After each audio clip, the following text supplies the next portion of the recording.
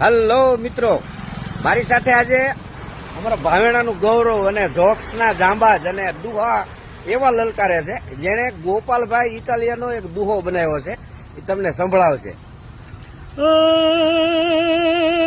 રાજસત્તામાં ભડકા ભળ્યા પછી ગોપાલે ધૂળમાં ધામા નાખ્યા.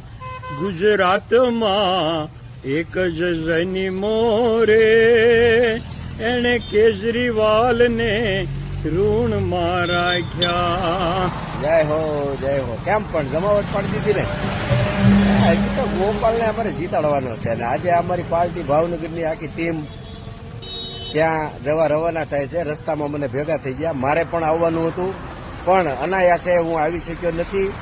પણ મારા વિડીયો છે ને એ આ જળ કઢાવને બધાને રેલા લાવશે અને હું ખાલી ન્યા નથી આવ્યો એટલું જ છે. બાકી મારું ખોળિયું જાય ભાવનગર છે.